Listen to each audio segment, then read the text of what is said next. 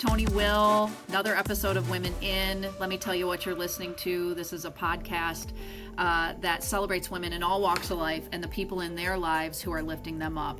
You're going to hear from both men and women that share my life and in my life that share their stories to inspire others to support all the extraordinary women around them. This is a space to be disruptive, forward-thinking, and change agents for humankind. It is uncensored, fun, and curiosity-driven. This is what I'm passionate about, breaking down barriers for my kids' generation. It's equal parts about my guests, the places we came to each other's lives, whether it be the Kalamazoo Wings, Mindfulness Elevated, or Tony Will Coaching, or they happen to be in my family and friends circle. So our guest today, I'm popping over to Emily's bio. Emily Williams is a sports industry veteran. Her career began as an intern with the Triple-A Sacramento River Cats while still in high school, and eventually took her to positions within the Eugene Emeralds. Did I say that right, Eugene? Yeah, Eugene. Okay. Great. I just want to make sure. All right. Memphis Redbirds and back with the River Cats. Her specialty lies in marketing and making data-driven decisions to increase ticket sales and revenue, which serves well in her current role as an account director with the fan data firm StellarAlgo. Emily lives in Northern California with her husband, toddler, and 2 dogs. You all can probably guess where Emily came into my life, which we'll talk about in a second. But welcome, Emily. Thank you. Yeah, great to be here. Super excited and grateful for the opportunity.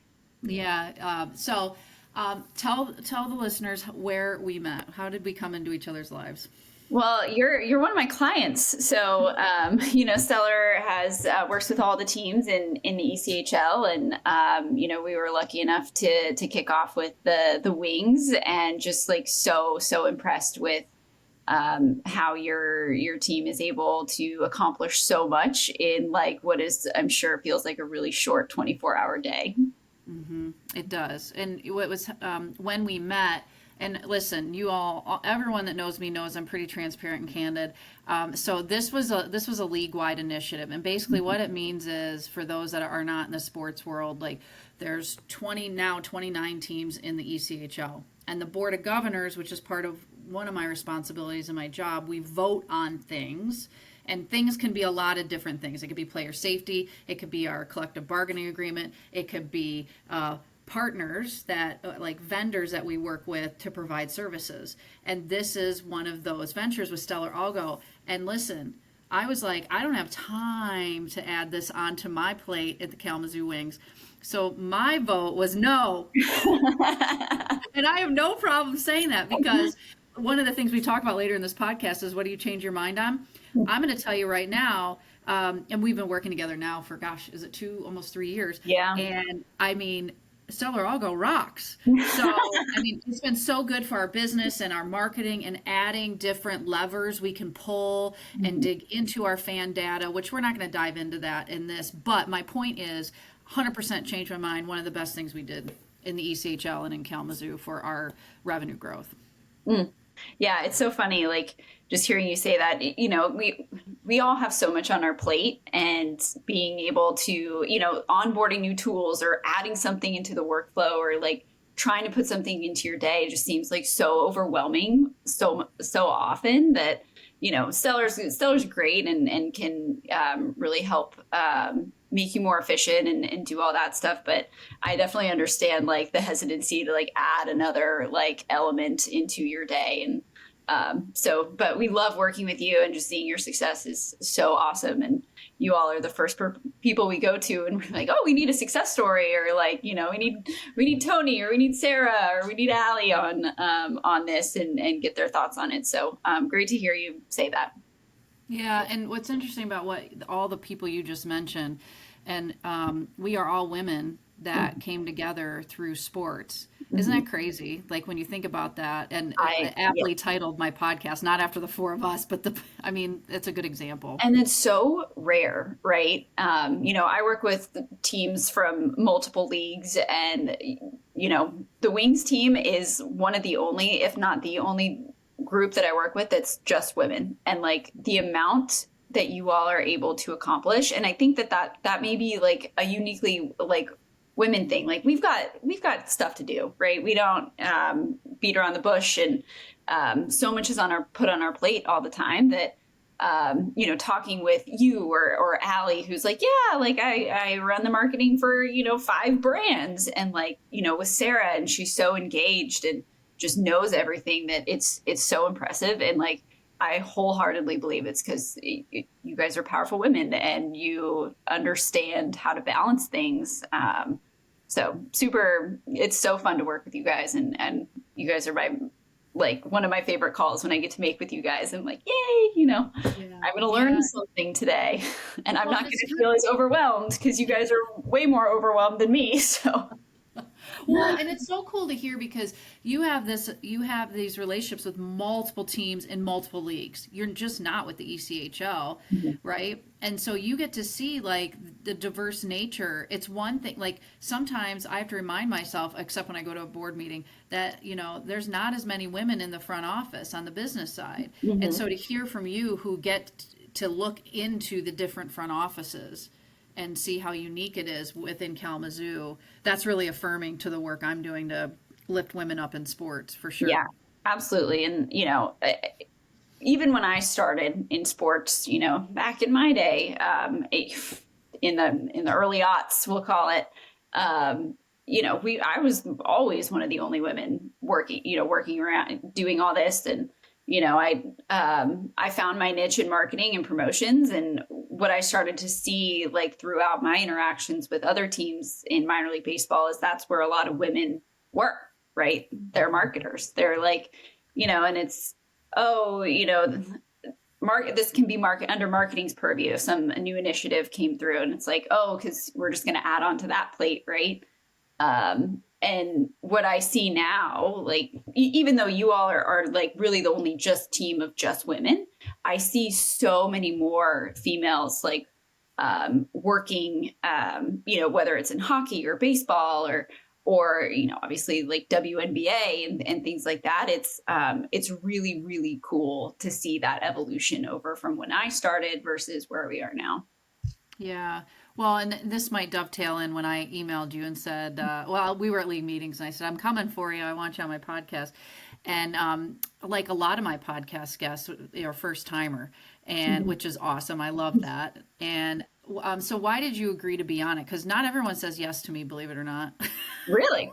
No, I think it's so awesome, like what you're doing. And I really appreciate the effort and like the time that you're putting in to lift other women up, right? And make it more inclusive, right? Less taboo for women to be using their voices and to be working in industries that previously weren't really that open to them. And, if the more people actually, like men and women, see, what you're doing and what I'm doing, and it becomes more normalized to hear women's voices and see women in positions of power, like the better. Right. And I think that, I wouldn't like toot my own horn and think that, I'm up there in like the CEO land, but I do have a lot of experience, and I've seen a lot. And, if somebody can come on this and, understand that, the work that you put in is worth it, I think that that's great. And I want to further that for sure. Yeah. Talk to me about how you ended up in sports. I warned Emily off air that I go off script. Like I ask like 3 questions out of the 12 I sent, but I'm interested to know like what did you get a degree in sports marketing, or was it by accident? Because I asked how I got this job, and my answer is this. I love your story. Yeah, I want, if you haven't told it on this podcast, like you absolutely should, because it's amazing and highly respectable. So I actually I was raised by 2 baseball fans, and I lived in Sacramento, and in 2000, the River Cats actually started. They were brought, came into town. They were the Vancouver Canadians. So a local group purchased the team, and they were like the hot ticket in town. Like it was so exciting to watch them, and like we had the Kings, but it was also like baseball was the summer, and I mean the place was packed all the time. And in 2006 probably is when I started. So I was 16 because my mom was like, you should get an internship, right? And I called the internship coordinator at the time, just like cold called, and she was like, we're full, like, don't call here. So it took a little bit more persistence, but I still like have so much respect for her, and she ended up being like such a great mentor for my time there. And I made so many connections, and I just fell in love. And, after 2 years of that, I went to college for sports marketing, at the University of Oregon. So that's where, my connection with the Eugene Emeralds was. And then I got a job in Memphis for the Redbirds, and it just kind of snowballed from there. And finally I got, an offer from the River Cats to go back. And I ended up, after a few years, back there as their director of marketing. So, I think I look back and like think of all like the things that had to fall into place, and all the hard work that went into it. I don't know if I could do anything else. Like, I don't know if I have enough context to like switch industries, So, I'm super glad I stuck with it, and, just grateful for everyone on the ride that made it fun and challenging and helped me learn. Yeah. Yeah, what a great story. And sports, for those of you who don't work in sports, one of the beautiful things about sports is it doesn't seem like it, but it is a small world on the business front. Everyone, it's 1 degree of separation. Yeah, for sure. Yeah, at any level, not, and on any level. So there's that. And there's also the beautiful thing that you can move if you're willing to move, and you can go anywhere. Oh yeah. Now there's a double-edged sword to that. You can move anywhere. You can move anywhere. Yeah. And you just moved again. So and now my story is, and I'm not going to go into my story, but I'm born and raised in Kalamazoo. Everyone knows that, but I've never left. And here I am in sports. I happen to be running the only pro sports team, which wouldn't exist. We're turning 50 next year. And so, and I couldn't be more opposite, and I didn't work in sports. I didn't get my degree in sports. I was in banking, and then I ran a chamber of commerce, and I got here in an accident, and I haven't moved, but most people do. So what is that like what was it like experiencing moving to these different cities and trying that out? And now you work from home and you're back in California. Yep. So talk about that. What is that like? Yeah, I think when you're young, like, I've always moved. So yeah, I'm from Sacramento, and I spent my childhood in Sacramento, but I went to a high school that was out of district. And, so, you had to like make that adjustment there. And then I went to college with, 2 or 3 people from my high school, right? Everybody else went to like Harvard and MIT, and I went to U of O, but we're good. So I had to move then, regardless. And so, as I grew up, it was a good lesson of like, new is not bad. New can be a great fresh start. And moving to Memphis was probably the scariest because it was so much further away. But I think as someone that may be considering a career in sports, right, it can be temporary, right? And it's harder when you're older and you have a family. But when you're younger, right, like just do it. I mean, the worst case scenario is you hate it and you quit and you move back home. Like, I think you don't want to look back and say like, that was too far. I was too scared. The lessons that you learn by doing that are so, so valuable. And some of my closest friends are from, my time in Memphis. So, definitely would not, or I would recommend anyone do it. I totally agree, because here's the thing. I have lived here my whole life. Mm-hmm. And I'm 46 years old. Like, I'm proud that I love Kalamazoo, and I'm proud of that. And I probably always have a home here on some level, but I don't have that experience of moving across the country or know what that's like, that uncertainty and that fear and leaning into that. And I talk about that quite often. Like, I'm fortunate in the sense that I haven't had to pick up and move all over the place, but at the same time, I don't have the experience either. Right. Yeah, but like, I think it's your approach too, of like, you might have not moved, but physically, but you went to a completely different, career, right? And that was challenging enough, right? Like you had to use your brain in a way that you didn't either. So, while you might not have moved, like the perspective that you bring to the sports industry is just as powerful, I think. Yeah. Well, and speaking of something new, and again, totally off script, but you became a mom recently, and Mhm. now you're navigating your career, which you've been in, what, 18 years now, Mhm. with being a new mom and moving. So how do you, and this can kind of go into work-life balance, and Yeah. so now I'm keeping myself on track. But how do you how does that change things for you, Emily, and what you're doing and your goals? And because we as women, as you said, we got a lot on our plates. And I stayed home for actually for the first 18 months that Landon after I had Landon. So that was 20 years ago. Mhm. And I was like, nope, this is not for me because I just love working, Yeah. right? But anyone wants to stay home, good for you. That's hard too. That's a different So hard. hard. It's so So hard. hard. Yeah. So hard. But I love work. So anyways, what are your thoughts in this space and what have you been experiencing as a new mom? Yeah, I think first of all, I think being like a mom was a lot more fun than I thought it was going to be. I thought it was just going to be, so much work. I'd never been around a baby, right? Like I didn't know how to change a diaper. I didn't know how to do anything. So, um, seeing my kid and the way like the changes and the evolutions and the learnings has been just like so awesome and so rewarding. That in my past, right, like in working in sports generally, like the hours are really long. They're long and they're brutal. And if you're in on the game production side, like I was, like it's not like you just get to doors open and then you get to like sit down and take a break. Like you're working every pitch, right? So it's um, all consuming.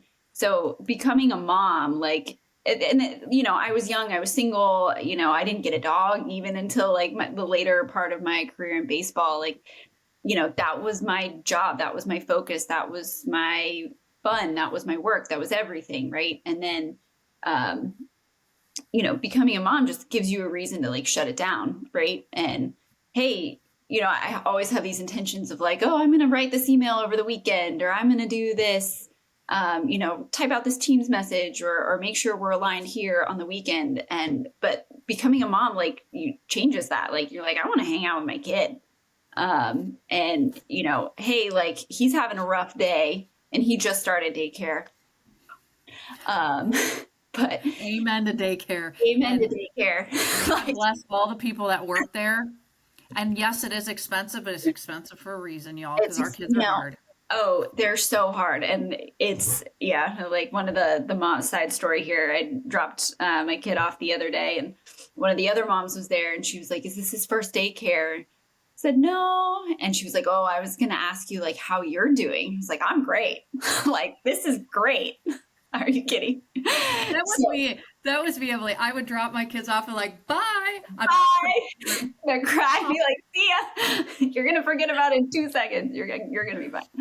Yeah, and then you kind of feel bad because you're not crying, and I'm like, what's wrong with me? Nothing. I Yeah. have a different identity from 9 to 5. Right. Like it's so challenging, like, and but it's great to like hang out with him, but it's also like you said, like I like to work and I like to have like think outside of being a mom. So it's a great way for me to be balanced, right? Of, yeah, I can still, get things done, but I need to condense them. Like I have to work between these hours because then it's like we got to pick them up, and then it's dinner time, and then it's bath time, and then it's bedtime, and there are like things to do outside of work. And I think that that's been really good for me. I actually find that the more I have on the proverbial plate, the more I get done. Oh, for sure. If I like have one meeting and like, one Teams message to write that day or like one update to give, I don't get any of it done. I like go down wormholes and rabbit holes, and then I go put a load of laundry in, and it's for sure. I'm with you there. Like load me up and I get all of it done and more. And then Yeah. then I still get the laundry done. Right. Oh, 100%. Okay, this topic hasn't come up, but on any of my episodes. But you're a perfect person to ask about this because you worked for teams, different Mhm. teams, and you were around people all the time. But now you're doing remote work. Hmm. So, talk about remote work. We know, and all of us went through it. I mean, most of us, well, I shouldn't say all of us, some of us went through it, and especially in sports, we did. But not all my listeners did. So, what is it like now with remote work as it relates to, the world is, we've been going and doing for a while now. How do you thrive under remote work? Do you miss the in-person community piece, or how do you strike a balance with that? And Yeah. Yeah, I love remote work. I'm not gonna lie. I think in sports, right? Like I said before, like the hours are long, and sometimes there are long breaks in between, like what you are getting done and what needs to be done. So it's been really nice to kind of um, do that on my own time, right? If I don't need to be working, right, or I don't have a call for a few hours, there's definitely other things I can be accomplishing, personally, or like I can get ahead at other things at work.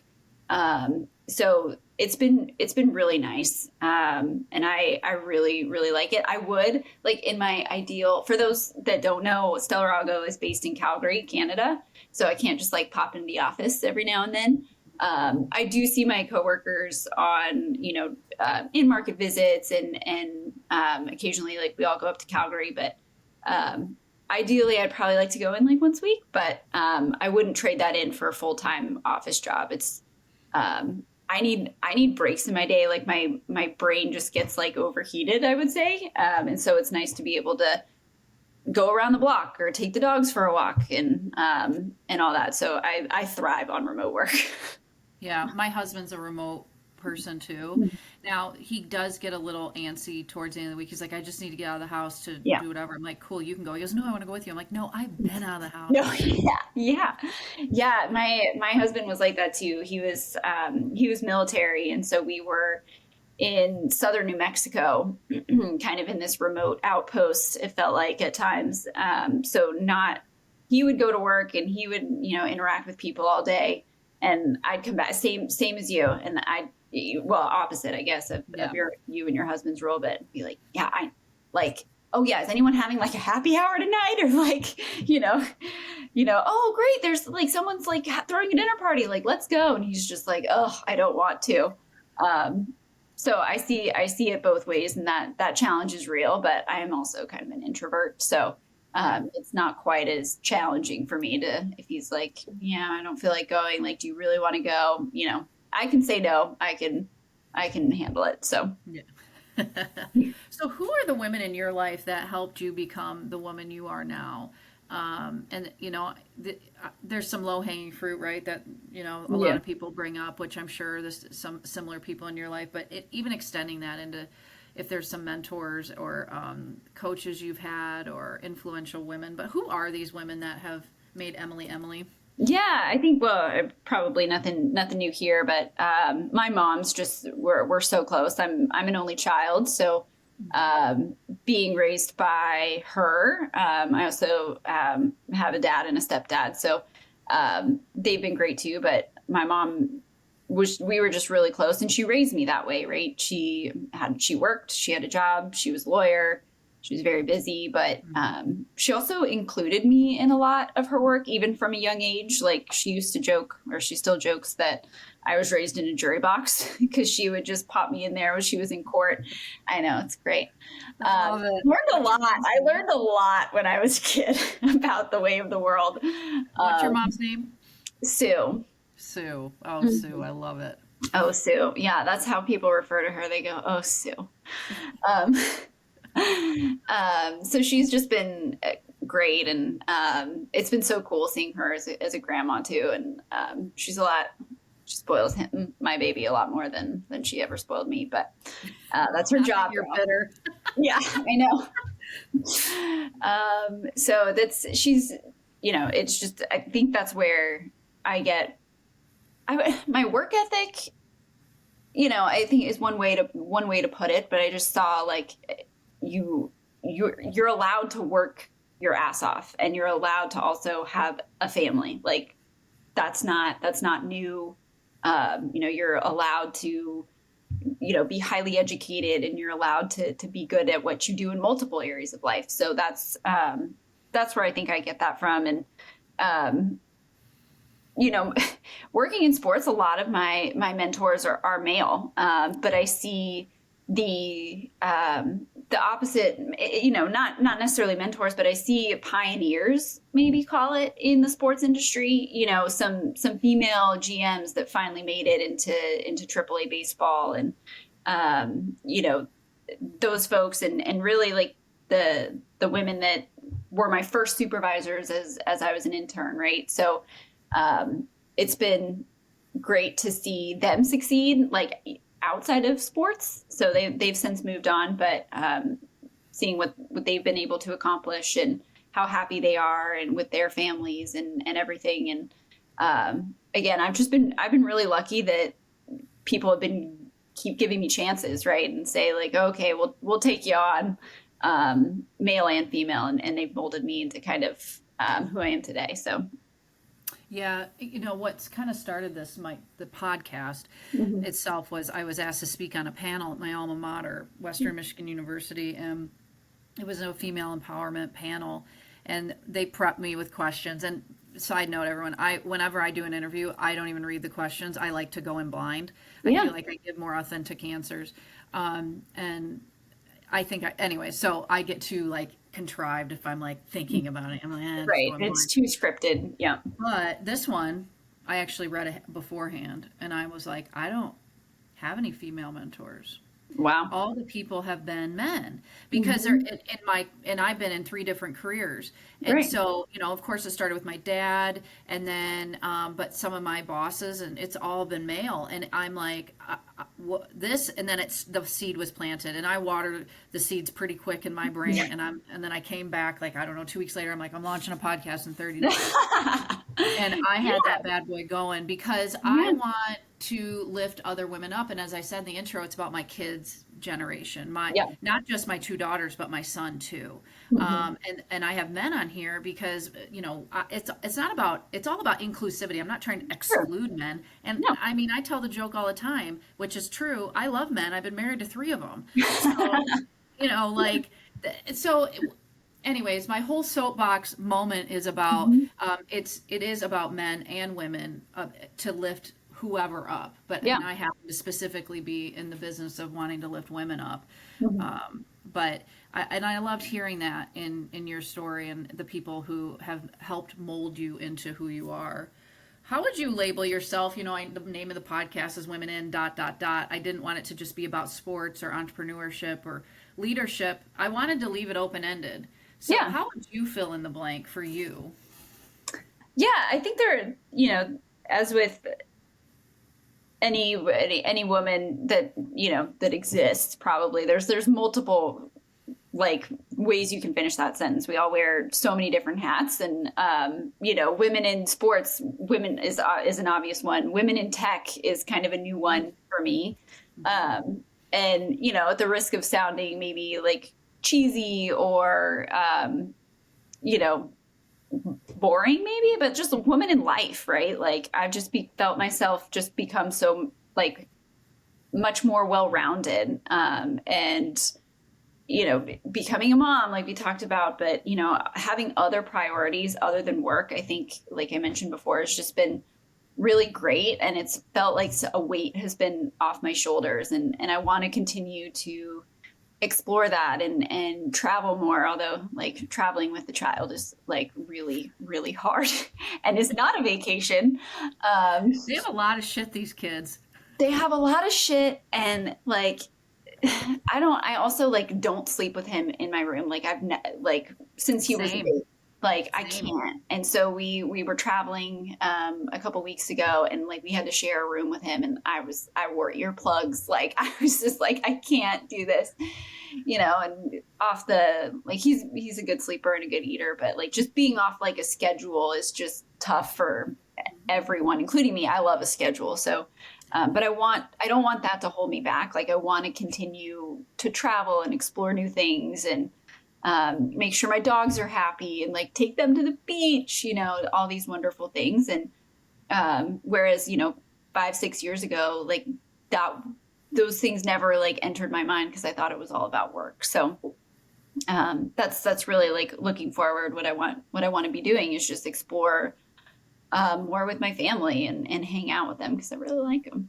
That's good. Yeah. No, and it's not a cheesy answer, women in life, because what it is you're experiencing life, Hmm. and you're out there doing, and not just sitting back and letting life happen to you.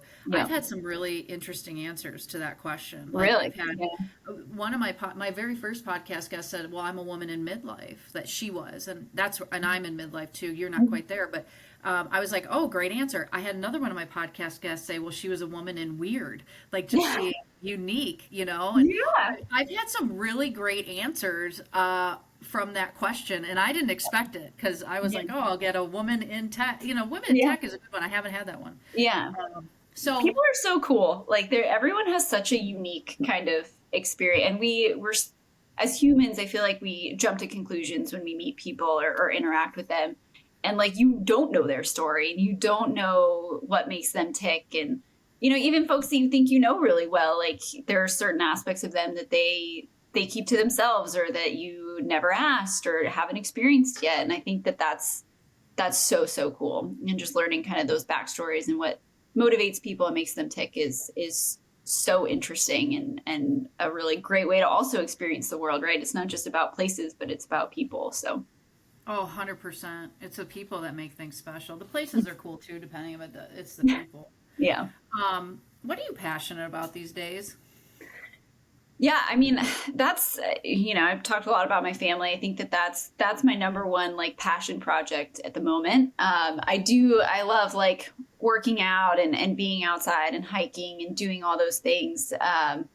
And I want to get back more into volunteering in my community and doing things like that to really help people, because that's when I hear like, oh, I need help, or can you help me do this? Like that's like my whale song, like that's what I hear, right? And so putting myself in a position where I am able to help and really makes me feel good.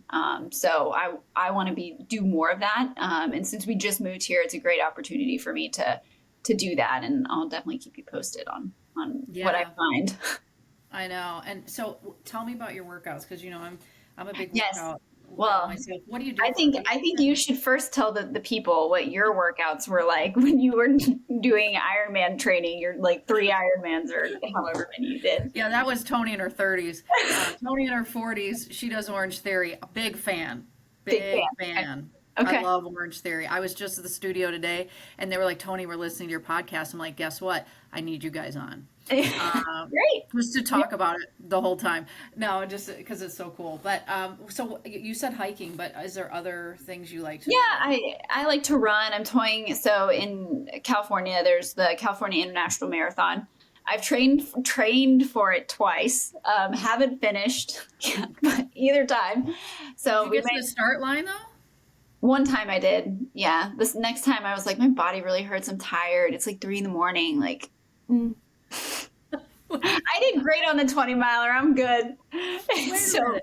So, no, this is great. So you prepped the whole thing. You even did the big 20-mile run. I did. And, I honestly, I wish I would have just kept going on the 20 miler and just like done an extra 6, because then I would have like been fine. But it was just, it sucks because you have to like get on it. You have to meet this bus, and it's like the middle of the freaking night in downtown Sacramento. And then you have to get bussed up to the start line.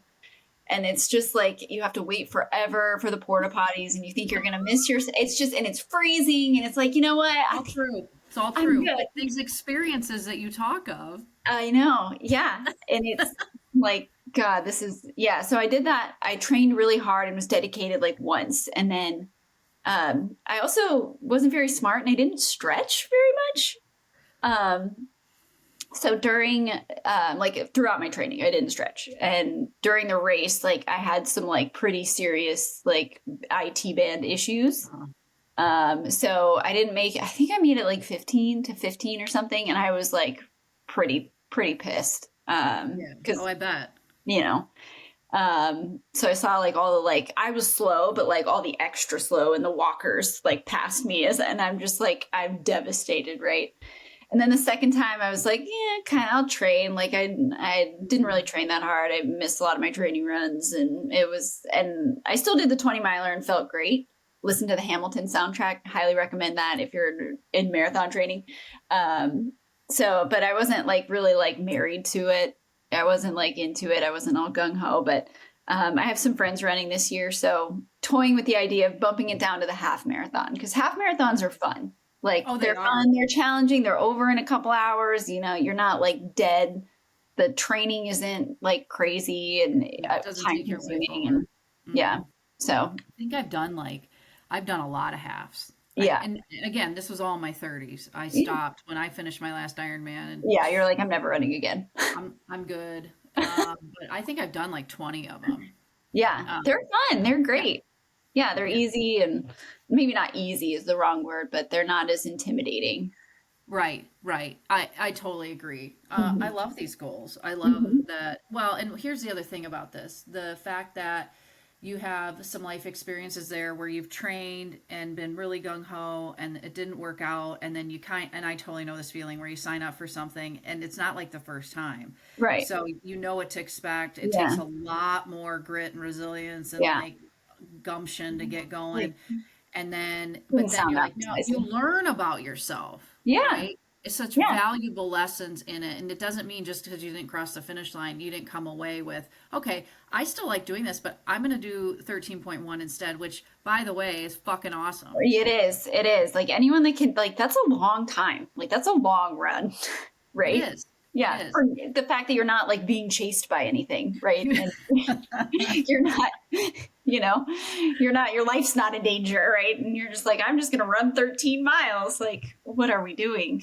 Yeah.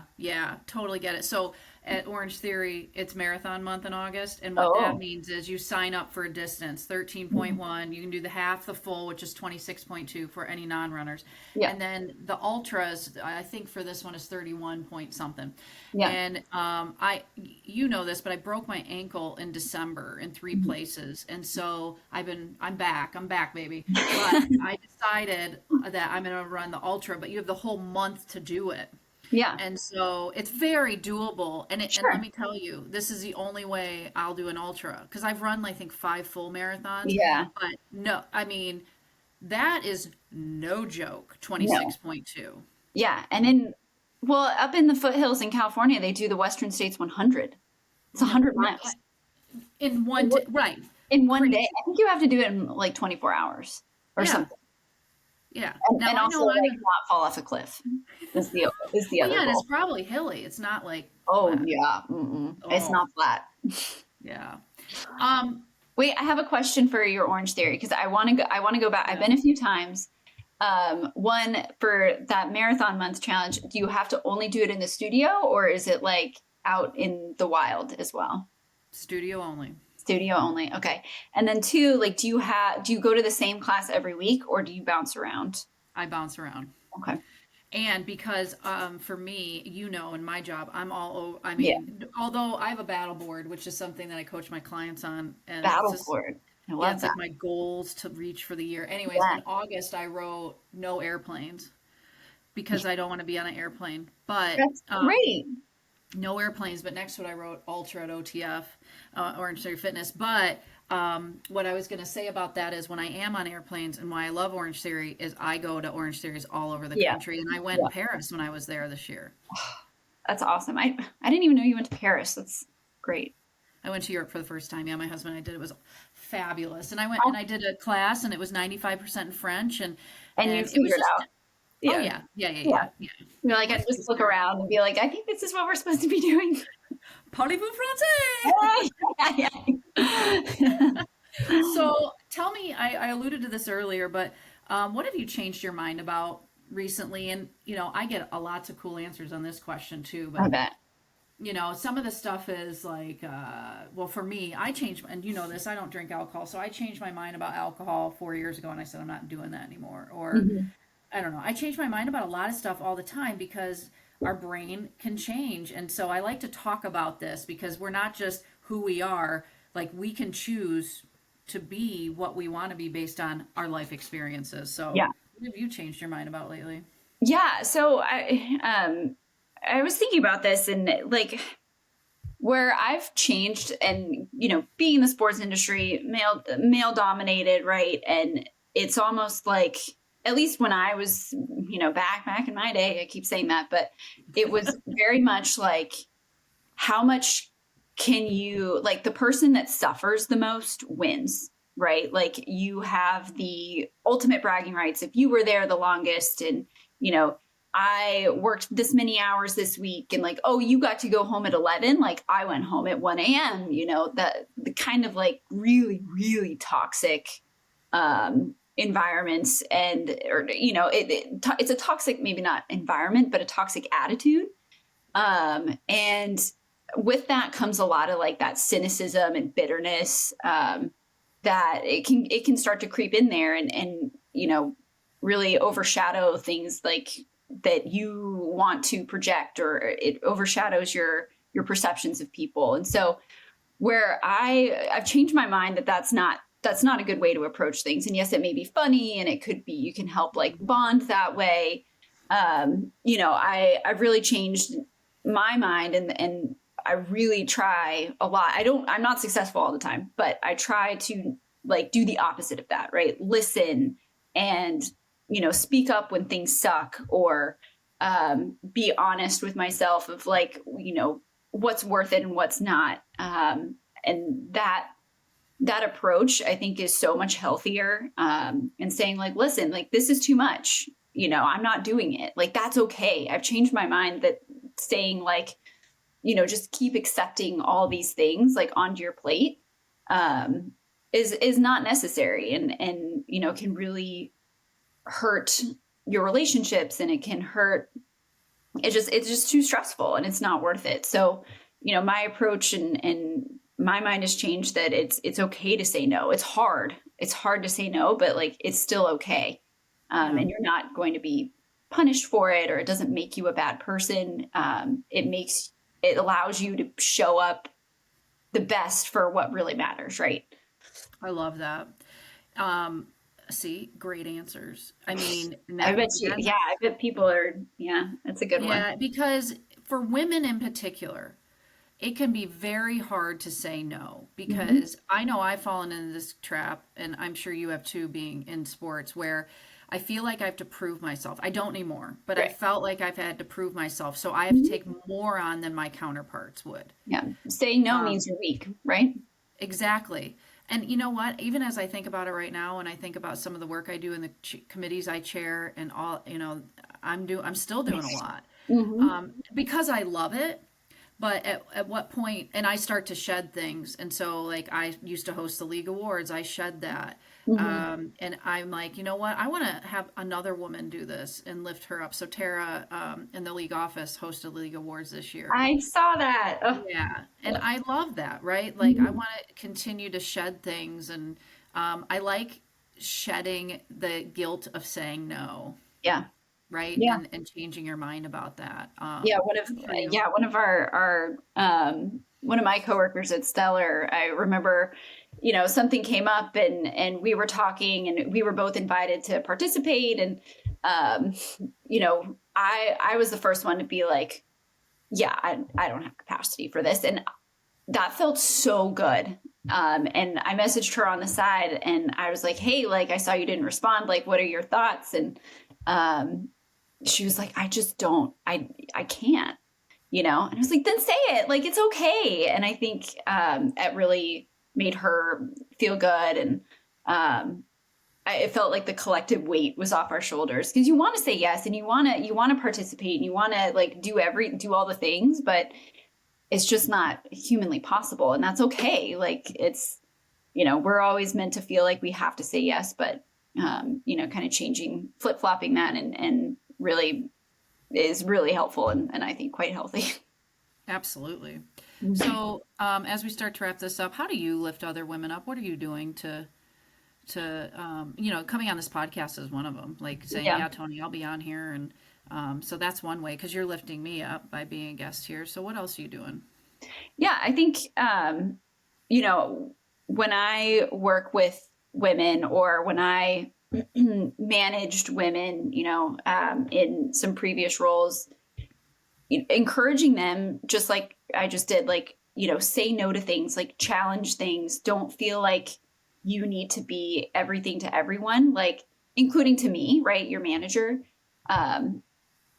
Understand what's important. I will tell you what needs, I will tell you what I want and what needs to be done. But if you need help, like, don't ever be afraid to ask. And I think setting women up in a way that they can be successful from a woman, right? Like, we all have had male bosses before and been managed by men who they have a different brain, right? Like they have a different perspective. So coming at management from a female perspective, I think can be super, super powerful and should light the way, right? And be as good of a manager and as good of a mentor as you can be, because getting other women above you, seeing them rise above you is like the ultimate success.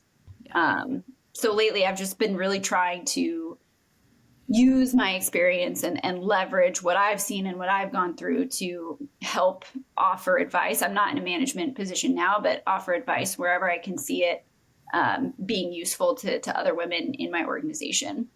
Yeah, I love that. Just such sage wisdom, because you have lived it and you're able to articulate it and be such a great role model to other women that you've led or that you're working with or will lead in the future. And beautiful. Yeah. So where can people find you if they want to connect with you, Emily?